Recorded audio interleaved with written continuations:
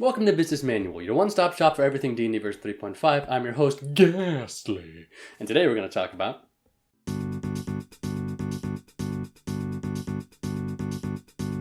You might think that rules for putting on armor and taking it off are superfluous, and you're probably right. But like everything in 3.5, the rules make sense.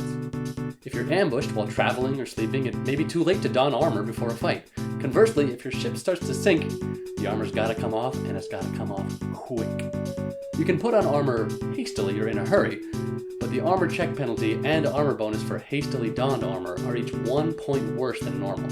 So hide armor, for example, goes from an armor bonus of 3 to a bonus of 2, and an armor check penalty goes from -3 to -4.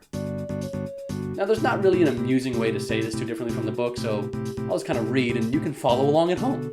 Shields. Strapping on and removing a shield uses a move action. Light armor or light or medium armor. Padded, leather, hide, studded leather, or chain shirts take a minute, which is 10 rounds, to don, 5 rounds to don hastily, and a minute to remove. Medium armor and the lighter heavy armors, like a breastplate, scale mail, chain mail, banded mail, and splint mail, take 4 minutes to don, a minute to don hastily, and a minute to doff. Half plate and full plate are a little different. The wearer must have help to don armor normally. Without help, it can only be donned hastily. It takes 4 minutes to don correctly with help, 4 minutes to don hastily by yourself, and 1d4 plus 1 minutes to doff. If the character has some help, cut the time for any of these in half. A single character doing nothing else can help with 1 or 2 adjacent characters. 2 characters can't help each other don armor at the same time. You have to go one at a time.